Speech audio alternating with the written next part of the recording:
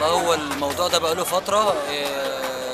طبعا انتوا كان الناس كلها عارفة طبعا المشكلة اللي أنا غبت من التمرين، فطبعا مجلس الإدارة عمل لي خصومات ب 575,000 جنيه. فالأيام دي أنا طلبت إن أنا آخد فلوس، مجلس الإدارة اترفض طبعا، مش عارف ليه. فمش عارف يعني هم مش عارف يرفضوا ليه. أنا ده حقي ودي فلوسي، بيقولوا انك عربية خالص، ما عملتش مشكلة، ما فيش أي حاجة من الكلام ده. فلما العملية هديت وفي استقرار في مجلس الإدارة، طلبت فلوس. هم عاوزين يخلقوا مشاكل أو حاجة زي كده، خلاص. يعني دي تعتبر يعني العلاقه بقت متوتره بينك وبين زمان. مش عارف ليه، والله مش عارف ليه، مع ان انا ما ضرتهمش في حاجه يعني الفتره اللي انا قعدتها في النادي كان كلها بطولات وكان كلها حاجات كويسه يعني. فيعني ابسط حاجه اللي هم يقدموها لي، حتى حاجه تكريما لتامر عبد الحميد، الفلوس بتاعتي، يعني نص الفلوس بتاعتي. يعني مكالمه تليفون بعد ما مشيت، يجوا حتى ماتش الاعتزال بتاعي. يعني في حاجات كتير جدا يعملوها. طب ما فيش وساطه بين لا حازم امام؟ يعني مش، حازم بص، انا امام مش هعمل وساطه عشان اخد فلوسي.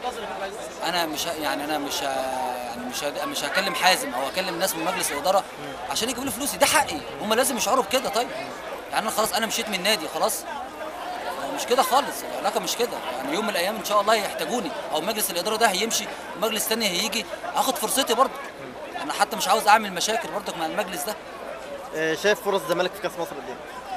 لا هو طبعا فرصة قوية طبعا. يعني هتلاقي يعني النهارده عندنا لعيبة على قد المستوى كلهم، لعيبة كويسة، لعيبة كلهم تقريبا يعني يروحوا منتخب مصر في الفترة اللي فاتت دي.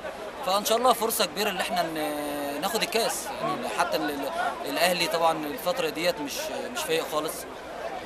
الكرة تحس اللي هي يعني شوية مش هو الأداء بتاع الأهلي اللي هو الكويس، الأداء الثابت. فيعني بامل لنا ان شاء الله ان الزمالك ياخد الكاس ويعوض حتى الفتره اللي فاتت دي ببطوله يعني.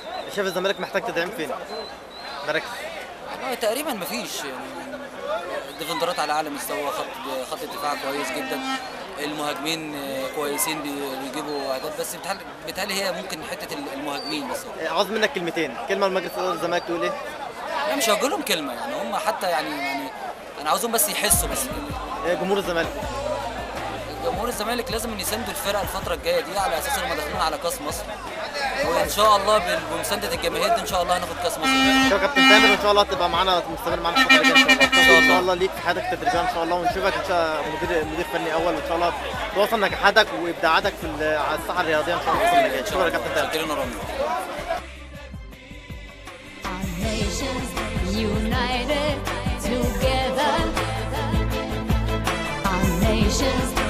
United together, les yeux tournés vers la